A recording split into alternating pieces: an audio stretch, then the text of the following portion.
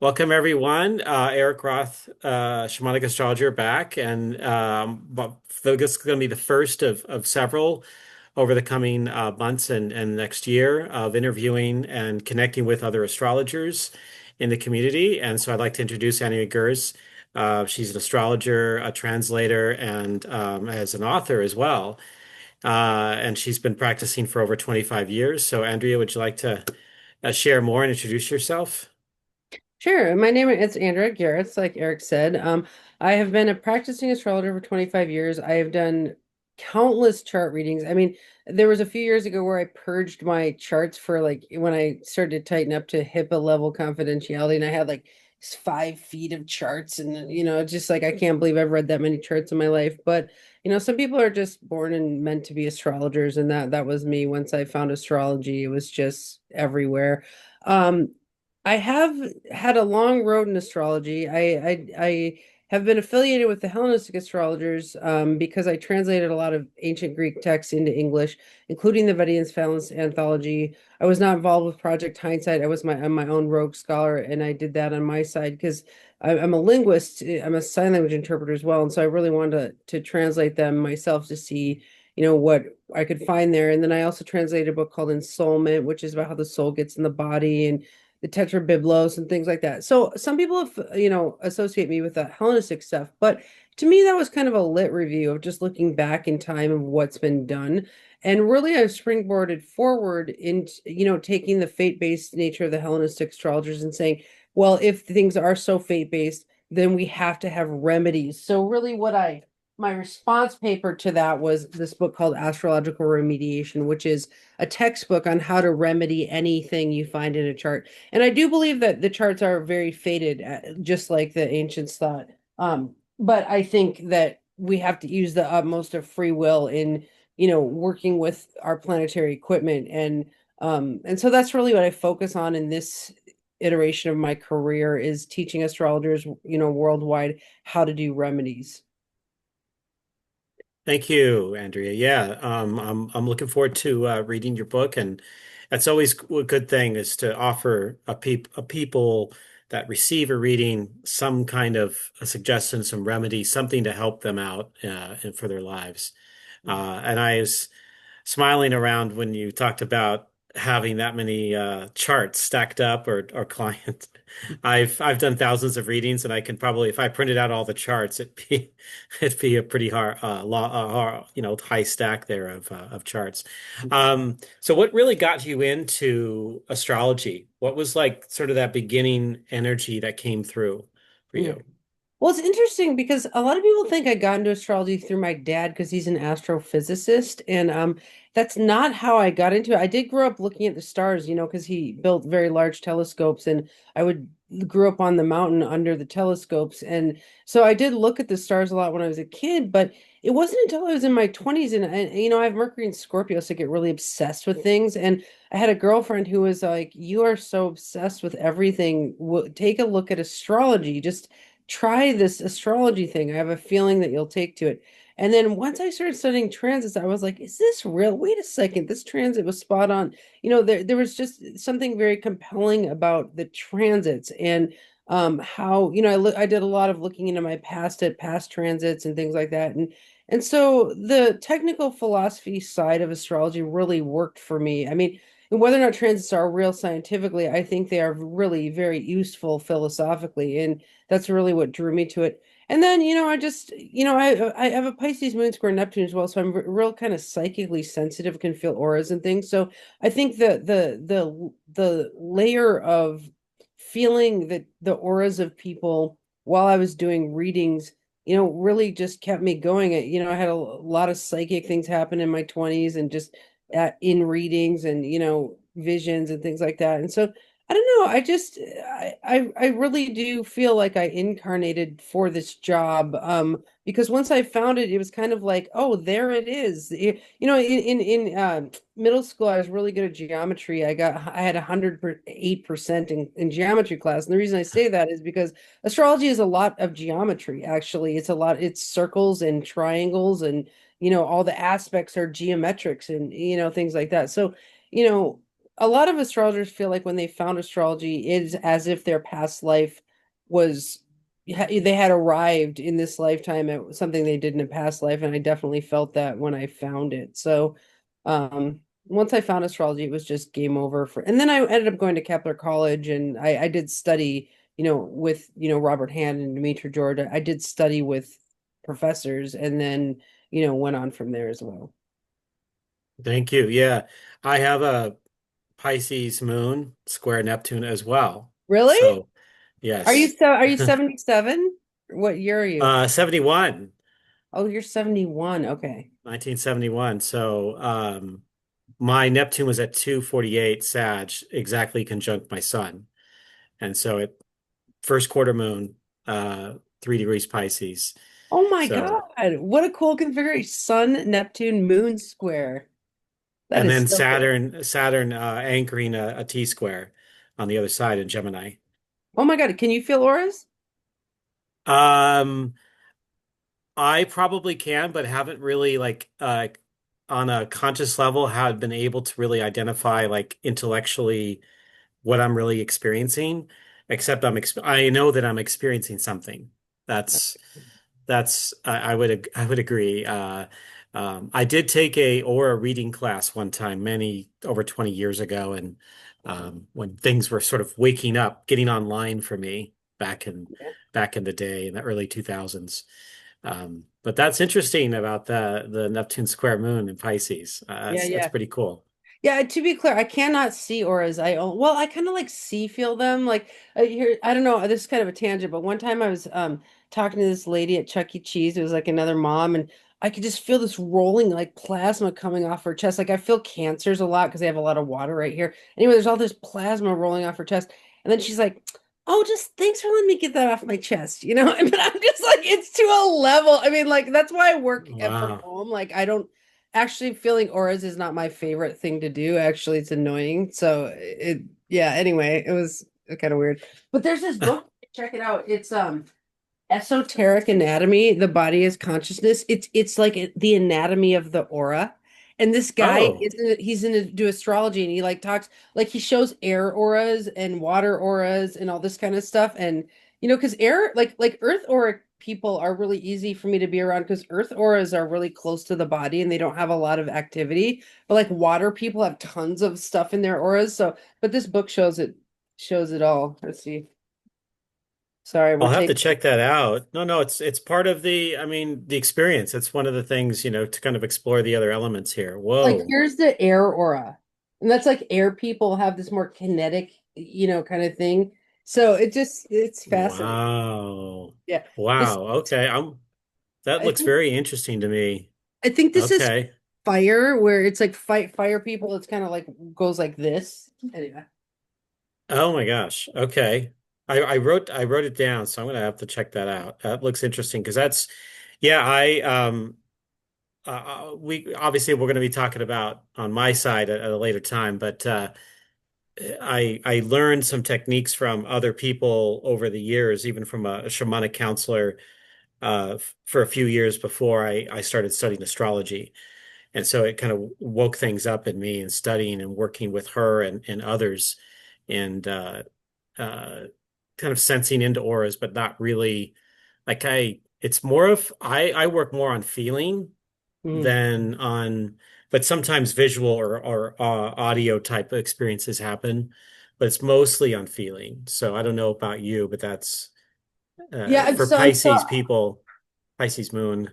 well, especially the reason I'm tripping on this is because you have the moon square Neptune, and like that's I feel like people who have moon Neptunes are sensitive to frequencies. Like my friend, he's a metal music producer, and he has a moon Neptune conjunction in Scorpio. It's actually conjunct Mercury too, but he is so sensitive to frequencies too because of that moon Neptune. And so I was just curious, how sensitive you are to frequencies. I think the sun Oh, very sensitive. Yeah, I think the sun in Sag is a little bit more robust. Like, just having a fire aura in general is not. that kind of mitigates some of the sensitivity of the Pisces moon. But I think, what a cool square. And then that means that we have a composite moon square Neptune too. So we can be like all ethereal together and like out to lunch. That'll be great. Oh, absolutely. That's like my playground. That's like I could spend hours there doing all kinds of tangents and completely outside reality stuff. Yeah, Yeah. this is really fascinating. So, what beyond astrology, and I love that you did the translation too. I love that you were involved in that. I follow Chris Brennan and his Hellenistic Astrology podcast channel, and his work in Hellenistic astrology also. Even though I'm a shamanic astrologer, the Hellenistic astrology also feels really, really good to me when I connect with it. Mhm. So that would that be something you classify your own astrology as? Well, okay, so interestingly enough, Chris and I, we're on a little bit different sides of the same equation because we were tr working on a book together years ago, and then we had to part ways because he was supposed to be writing the footnotes, but it wasn't really happening. And I think what was happening was he was writing his Hellenistic astrology book in the footnotes of my book. Like he just had too much to like. Anyway, we had to part Oh, and the thing is what's fascinating is he's gone on the technical side and the historical side. Like he's very much of a historian, and I'm more of the philosopher side of this. So, like, what I really took okay. from, the Mountain Astrologer queried me on the question, "What have you learned from the ancient texts?" And I wrote this article, "An Introduction to Teleology for the Modern Astrologer," because what I learned from reading the Greek text is teleology. And here's the What's book. teleology? Okay, so this is actually a book called Teleology of History, showing that, like the way I learned about teleology, and I'll tell you what it is I went to a history of science convention, and there was all these talks on teleology, and I was like, I gotta sit in on these because when I was reading the ancient texts, they kept talking about a telos. They would say the chart is manifesting into a telos, and this is a telos, and the manifested telos, blah blah blah blah blah. And I couldn't quite understand Valence because he kept talking about telos, and so when I Ah, found balance. teleology, I Okay. was like, oh my God, astrology is teleology. It's the study of Huh. things becoming themselves. So a telos is something that has manifested into itself, right? Like, Interesting. like Erik Roth is a telos, actually. Like you are a manifested Okay. thing. Okay. An apple is a tail. Like they say when an apple is grown to its apple form and it can be plucked from the tree and used or utilized, then it's an apple telos. But like a telos is anything that has manifested into itself. Ah, okay. Okay. So It's astrology, really cool. oh, it's so cool. And in fact, ancient astrology was actually called like the tetra, the book the Tetrabiblos? Yes. Oh yeah, I have it. Okay, so the Tetrabiblos was called in Greek apotelosmatica, which if we deconstruct that word, like matics is like mathematics is like all things connected to math. So like telosmatics would be like all things connected to a telos. But that Ah. prefix apo is means full on. So it's like astrology was all things connected to a telos, growing full on. And so it's saying that astrologers are here to take people and say what is manifesting here and then bring them to the nth degree. Like it's mega Mm. manifestation, essentially. Yeah. Oh, that's beautiful. I love that. Yeah. I haven't even thought of it that way, and at least certainly not in those words. And I know for me, I could have several definitions of astrology, but one of the ones I share a lot about is that astrology allows us to have, or it's kind of it's a language unto itself, but it's also helps us with a relationship with the sky and the earth, and within that, we're part of that. What is our role within that context of the sky and the earth? But I love that like the teleology is essentially of like how you described it to become itself. What is becoming itself? Well, interesting to piggyback on what you're saying. Vedius Valence says in his book, he says the origin of all telos is the configurations of the moon, planets. It actually, so it's like the moon, they say like the embracing around of the moon draws down the planets and pulls up things to so I think, Yeah. yeah, it's absolutely, you know, the sky, like even the whirling of the sun, like you know how the sun goes around and pulls plants to growth. If you look at plants, they grow right towards the sun. They would say They that, do. the whirling sun is pulling us to our telos. It's like it is that earth sky connection. I think this just adds like a development theory layer into. So anyway, the point is when you brought up Chris, it's like I've been talking to Chris in the last few years, and I'm like, Chris, don't you think that teleology is missing from Hellenistic astrology? And then, sorry, this is a really long story, but then I talked to, Demetra? I don't, not personally, but I know of her. I have a few of her books, and yeah, I really respect her work. So I asked her at Norwalk a few years ago, I was like, Demetra, don't you think teleology is missing from Hellenistic astrology? And she said, absolutely. In the last line of my Hellenistic astrology book, I quote Jesus as saying, I have fulfilled my telos and now I can die. Like it was all over the Bible too, because I read the Bible in Greek and they were like, Wow. telos this, telos that. And it's like, Halos. yeah, so it's so I don't know. Now I'm tripping on telos. First I was tripping on Ors, now I'm tripping on telos. No, this is all a lot of this is new to me as far as like its connection to astrology. So I find it really, really fascinating. It's kind of as me and all of I have 5 planets in Sagittarius. So Oh it's my not just God. the sun, but Neptune, but Jupiter, Venus, and Mercury as well, all in Sagittarius. Pluto had its Wow. way with me for a long time. I'll just say that in the What a late cool 90s and the chart. 2000s. Yeah, yeah, it's well, She yeah, must well, like the philosophical side of things. I mean, oh my God, it's I've yes, yes, with a lot of exclamation points. Um, well, I yeah. so shamanic astrology.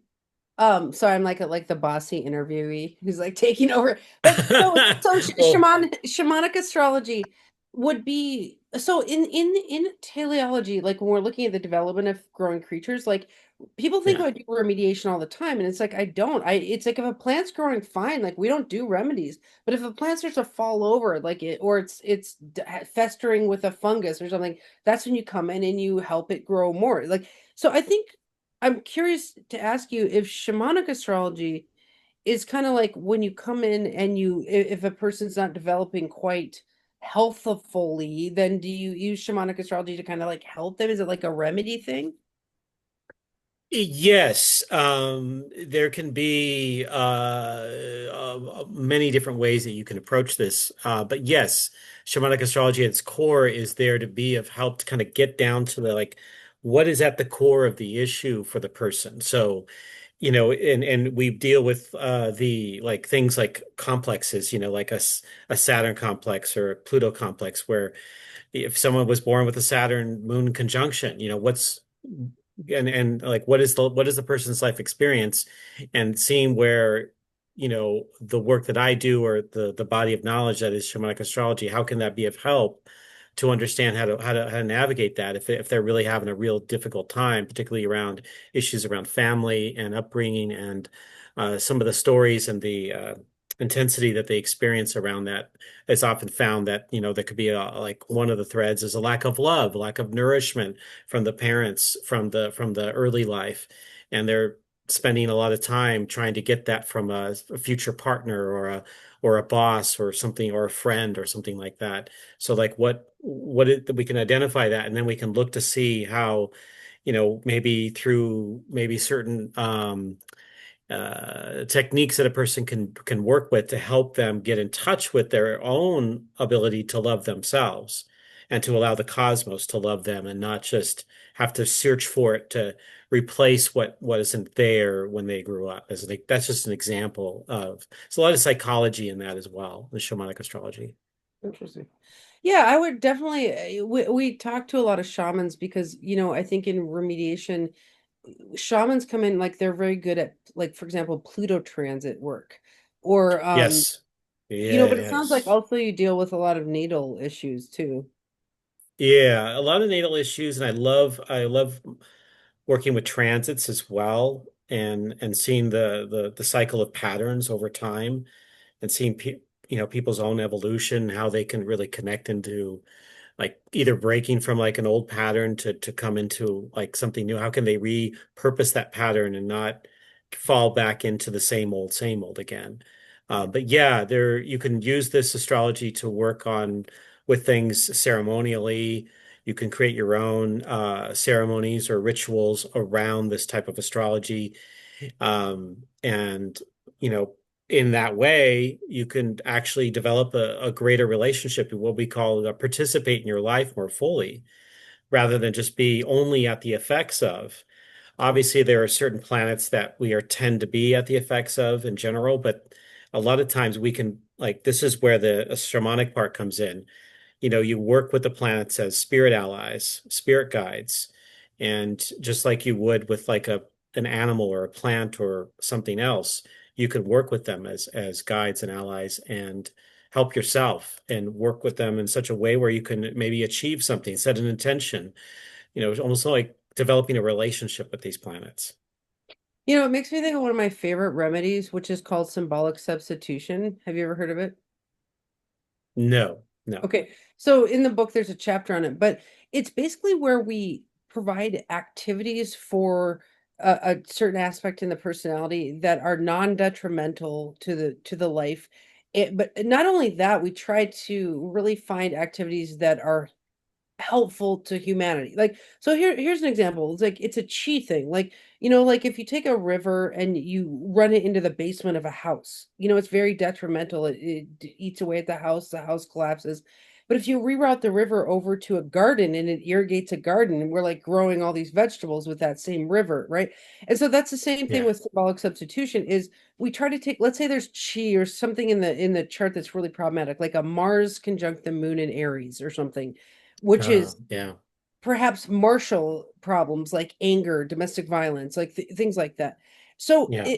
we try to get them to run their chi into things that are not only non-harmful, but that are helpful to humanity. So like maybe it would be like ultimate fighting would be like a non-harmful remedy because you go into a consensual like martial arts based like Mars martial arts, right?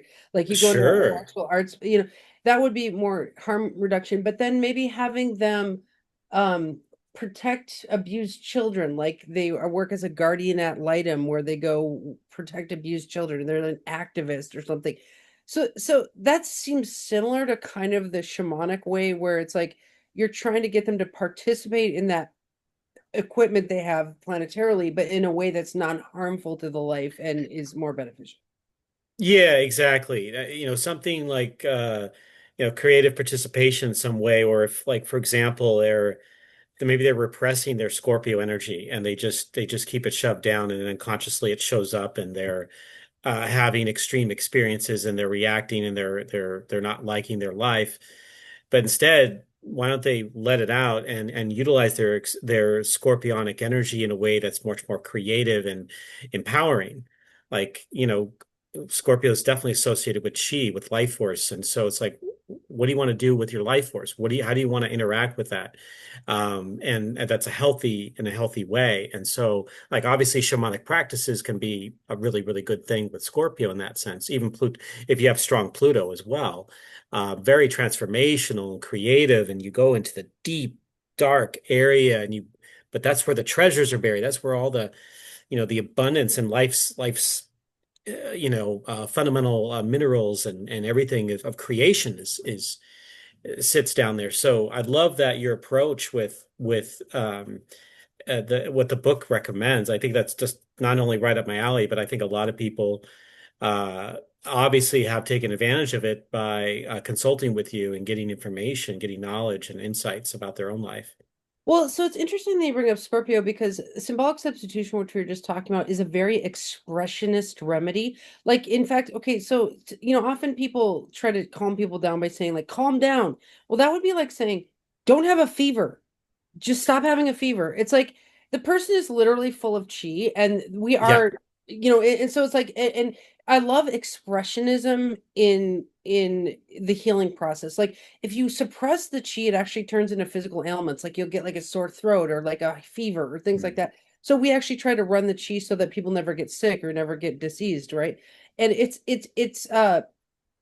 that's the thing is there are suppressionist remedies as well, which are more like on the side of balancing or trying to, like some people are herbal remedy people where they try to give herbs that balance the equation. Like that would be like if we took Scorpio which is a Martial sign, and then you look to the opposite sign, which is Taurus. It's a Venusian sign. So we would like go to Venusian remedies or Venusian herbs, or even the colors of Taurus are very calming to the Scorpio temperament, like the sepia tones and clay colors of Taurus. That If a makes sense Scorpio, to me. yeah, yeah. But like I'm with you. I'm more of an expressionist person because in mega manifestation we want all that use all that chi. Like, why would we waste a mania, you know? Like, so Yeah, I've worked with a number of people, and I just remember this one person that I gave a reading to early on in my practice in 2011, 2012, and she had a number of planets in Scorpio, but she was fearful of everything around her, and she was fearful of stepping on anyone's toes by allowing herself to come out in at this authentic space, and she ran into like a number of, health issues that would come up. And so I would try to assist her with that by letting out her Scorpio in a way that was healthy. And just like you were talking about, the diversion of the river, it could either rot away or sabotage your life, or you could actually grow some amazing fruitful vegetables and herbs and that can nourish your body and others as well. yeah. There's a book in there's a chapter in remediation. You're gonna have to change your thumbnail for this talk. Because we're never gonna get to the planets. We're too busy like getting to know each other. Um, Oh. but there's a chapter in the book called on the gory nature of certain remedies. And the reason is like, we deal with the weirdest energies sometimes, like having like 5 or 10 planets in Scorpio can be quite morbid or focused on horror movies, or there can be like a darkness, like if you get a little kid with all this Scorpio, they're like drawing skulls at the age of 5, and like, and so I think sometimes what I love Along about with somebody with strong plutonic uh energy in their chart too. it's so true. It's so true. And so I think, like what I like is working with really, I mean, I get the weirdest cases because I've been doing this forever, but like, sometimes it might be the right remedy might be like being a growler in a metal band. Like, have you heard them? Like, if it was like a Mercury Mars conjunction in Scorpio, it's like, like something that's like that intense would fit the energy, where a lot of people Yeah. or more Yeah. normal or like calm down, matriculate in a regular society, be normal, be a Virgo. Like, but we're not like that. And I think that's one of the beautiful things. And I think shamanic work really gets that depth of Scorpio.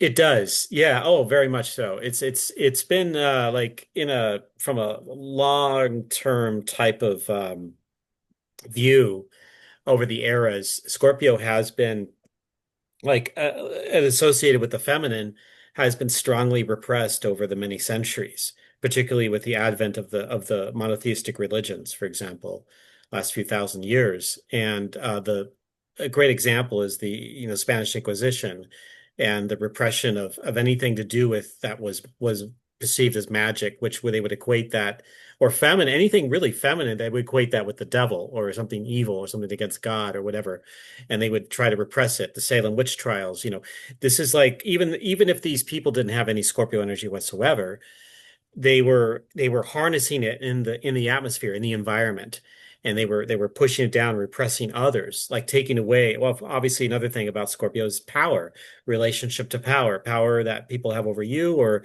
you have over them, or power within yourself. And so that whole relationship, that power, empowerment and powerlessness, that polarity really exists really strongly. And I love that, going to the Taurus energy can be helpful to mitigate and to balance that out a bit more. Um, I know I'm going on a tangent with all of that, but that's part of. Well, well, it makes me, I no, I actually deal with power a lot with Scorpios. And I actually, have you ever read the book 48 Laws of Power? No. Okay. Wait, Well, laws of power. no, Okay. I'm a Scorpio Mercury, Gemini rising, Right. and I have Mercury conjunct my sun and Uranus. And so like I deal with a lot of Scorpio energy. And it's like, it's funny because like you were talking about chi, it's like Scorpio is the most high Jing sign. Like Jing is the word for like life force energy. Like it's hard Yeah. as a Scorpio because it's like I just have more chi than the next guy.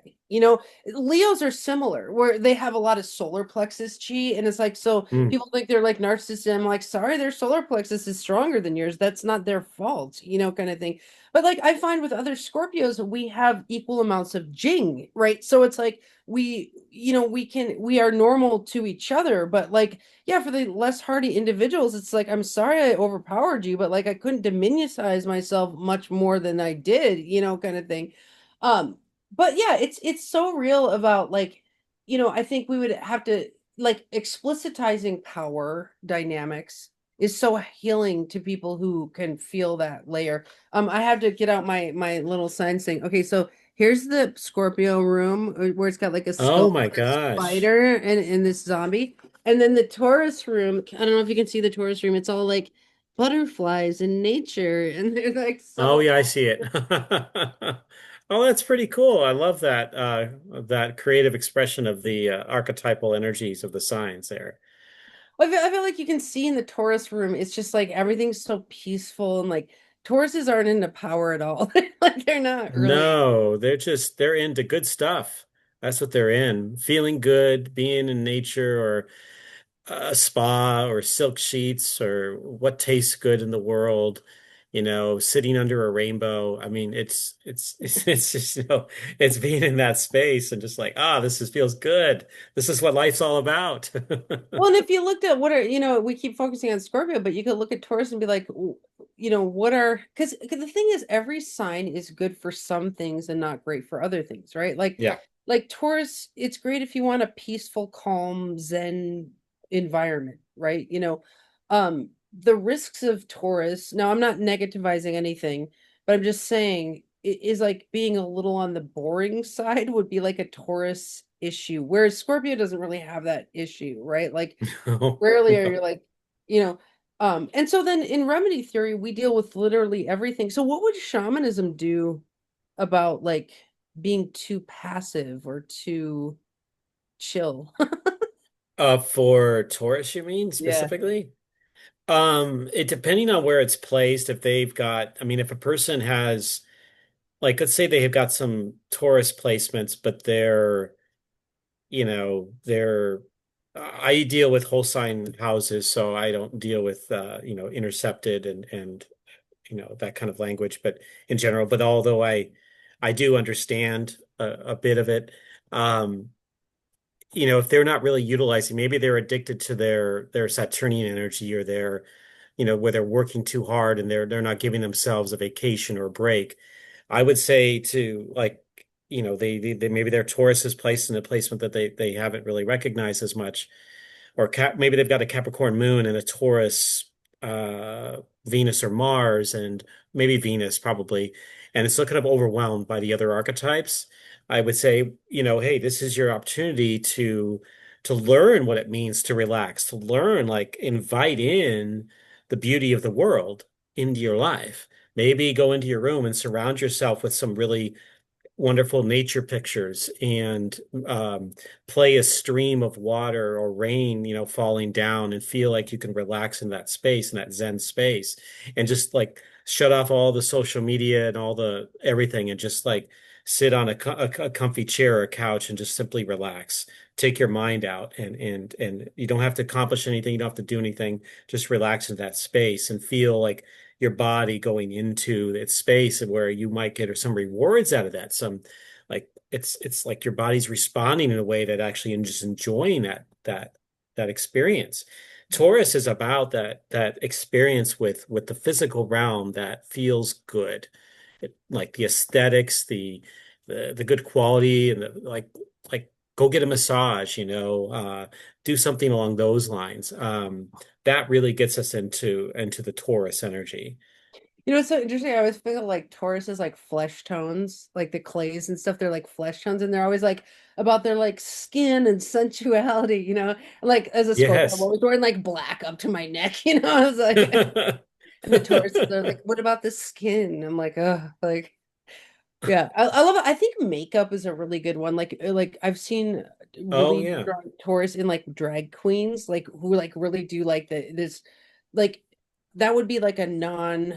passive approach to Taurus would be like beautifying or like nails. I feel like they're always like blinging out their nails and things. I mean, some Mhm. Tauruses, what did you think about Uranus and Taurus?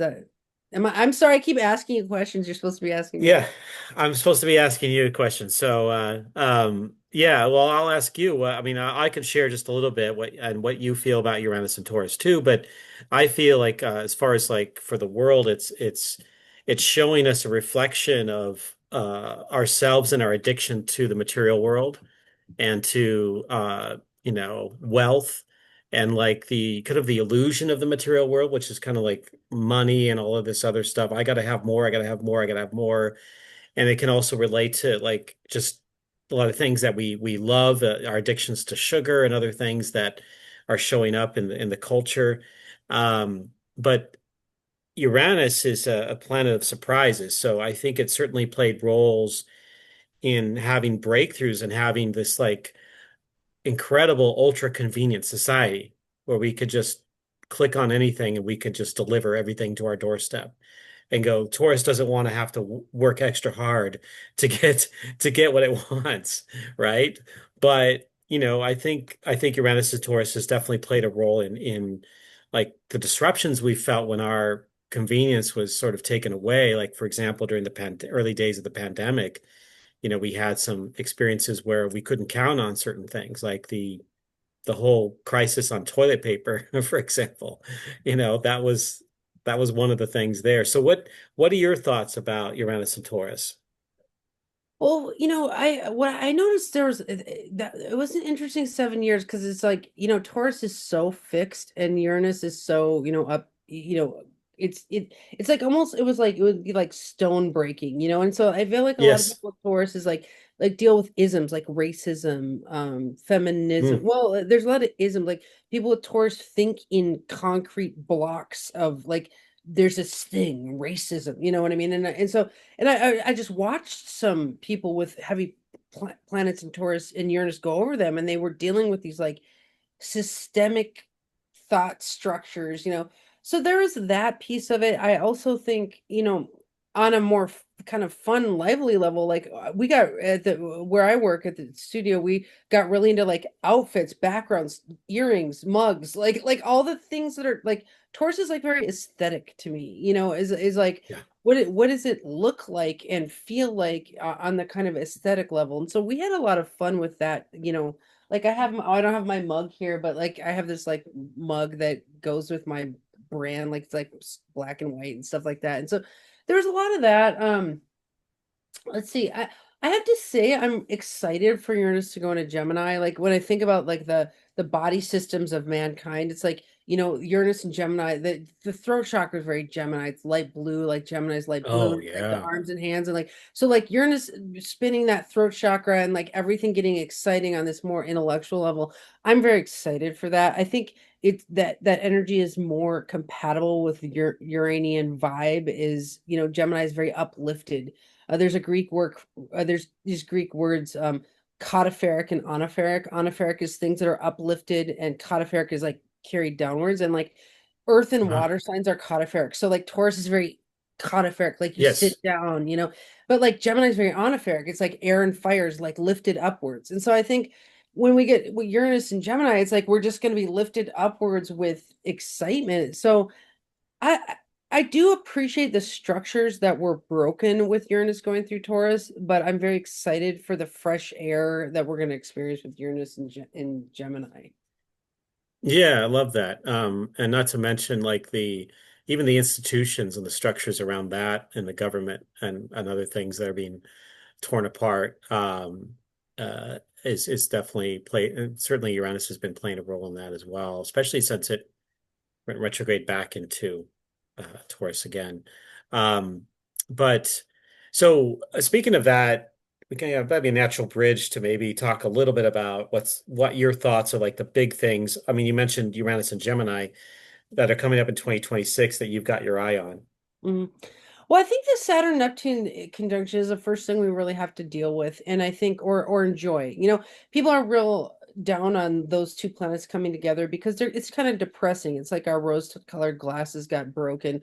And I think when we look at Neptune as being like the visioner, like perhaps it rings the pineal gland of mankind, and like we're visioning a new future and all this kind of stuff. I think when Saturn comes up to it, the best use case of that is to mold and shape your visions, right? Like if you're depressed about your visions being squashed, well, then mold a new vision, mold a new dream. I think in manifestation theory, we try to mold a vision that we really like with the help of a team, usually. Like we always, before we go, manifesting a vision, we always like checking with the team, like, well, do we like this vision? Like, here's an example. If you want to manifest like a bunch of book sales, you could say, you could hold space for the vision, like I sell 2,000 books in 2026. Well, that's actually not a great vision because it's a counting vision where if you don't hit that or you're not going close to it, then it deflates you because you're like, my vision's not coming Hmm. true. But what about this vision? The books are flying off the shelf. Now, that in manifestation theory is a much better vision because every time you sell a book, it reinforces the vision. Like, oh my God, see the books are flying off the shelf. Like, so it's keeping my heart open, right? Like, so I think in manifestation theory, you can actually mold and shape your manifestations so that they are shockingly awesome and they keep you flowing as opposed to shutting you down. And so I think with Saturn and Neptune, we really have to do the work of molding our visions and our dreams so that the dreams can come true. I think the risk of it would be being depressed or sad at the state of the world. And I think the remedy for that is to carve out a better idea of what should be coming. So that would be like my first thing. Um, yeah, Hmm. that Yeah, this is a big thing for the world, for humanity, this Saturn Neptune. I talk about it a lot with my clients, especially if they're having some hard aspects with the Saturn Neptune conjunction that's upcoming. So aside from that and Uranus and Gemini, anything else that's coming to mind with the sure. transits? In April, we have a Mars in Aries conjunct Neptune conjunct Saturn. That'll be kind of interesting. That the Saturn Neptune will have separated a little bit by there. Like Neptune will be at 2 and Saturn will be at 5, but Mars will hit the Neptune and then hit the Saturn. That's kind of a burly, gross transit. I mean, if I was being real, like, do we like Mars Neptune together? Do we like Mars Saturn together? I mean, I don't think so. So, you know, Mars and Neptune together, it feels like you got a fever and you're looking through a fishbowl. It's kind of like this weird feverish energy, like you feel sick, nauseous, kind of flu-like. So I think if we're gonna do like some, you know, good activities with that energy, I'd be looking at like feverish visioning. If you do have a fever and you're stuck looking through a fishbowl, start visioning, you do some feverish visioning for, use those visions. Like, um, I think when we look at the Aries side of that equation, we're going to be looking at leadership and like taking charge and like, so maybe there's going to be a lot of people who have planets in Aries taking charge because they're envisioning a new form of leadership. We have a lot of new leaders stepping into their role, and it's like it might be that when Mars goes over, like they take movements towards their new vision of leadership. But then when Mars hits Saturn, they get like edited or they get checked on that. And so I think, Hmm. yeah, Yeah. I just think it's a good time to let test your visions against reality and see how it works. But maybe don't take the editing process so, personally. Don't say like, "Oh no, I'm a horrible person." Say, "Oh, what did the world like and not like about my leadership attempts?" And see how if we go from Neptune into Saturn, it's like I try a thing that I dreamed of, and then all of a sudden people didn't like this or that about it. Like, so I think, yeah, trying but allowing an additive thing to happen would be a good use of. I don't know. What do you think of that one? That's such a weird energy. That Mars, Saturn, Neptune energy. Yeah, I think Mars definitely is as I've seen it in my experience with it is it's definitely a like a sharp instrument that's coming in and wanting to activate things in a big way and like without much thought. And of course with Saturn, it can definitely kind of sometimes put the kibosh on things, which can make it more of a like you might have this situation where there's more of a chance of like things rebelling against other things. And then, but also the potential for action to be done more constructively and purposefully in a way that's like supportive, ultimately supportive. Like, but Mars and Saturn are not together when they're together like that. They're not historically, they're not looked at as a very beneficial combination that's happening there. So it's definitely one that is definitely worth watching. And then, but since Neptune is there, it's possible that there could be like that the things that we're doing, like on the shadow side of that, it could be that it's just illusion, that it's not real, that we're reacting against something that won't really manifest. But at the same time, this is my Sagittarian rose-colored glasses, the hope that maybe it opens up our hearts a little bit more in our spirit, and maybe we're actually looking toward sort of a higher goal than where we are on this planet, instead of something trivial or something like trying to help our bottom line all the time. So I do have an optimistic perspective, but I'm also realistically looking at it too, because it's important not to ignore that realism around there, because it'll bite you in the butt when if you ignore it.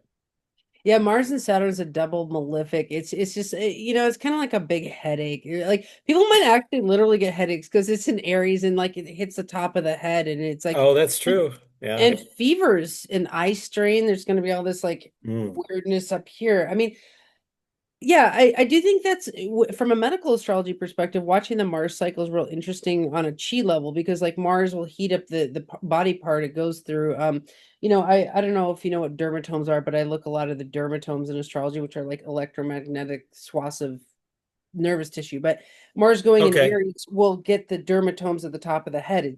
It makes fevers up here and it's a lot of heat there. And so like I think physically if we're feeling feverish and people, I mean, we do have to watch fevers. Like I mean, I rarely say predictions with like admonishments, but I would say like don't get a vaccination under this transit. I mean, like if you want to like avoid weird vaccine responses, like I would not go in April to get your vaccine personally, but Right. Or maybe any other medical procedure. yeah. I mean, you could be, yeah, depending on what you're doing there, of course. But you definitely have a lot more experience in the medical astrology field than I do here. Speaking of Mars, we only have a little bit more time, but there's a Mars-Uranus conjunction happening on July 4th. Any Yes. thoughts on that?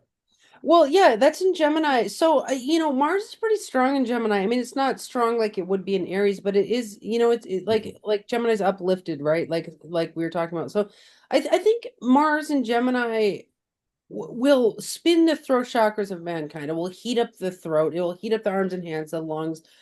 So some we might get like weird, like thoughts coming through. Because Mm. Uranus Gemini would present new thoughts to the world. I think there might be some verbal sparring or debating that goes on podcasts and in live streams and things like that because it's like people will have a very sharp tongue when Mars is in Gemini. They say some stuff.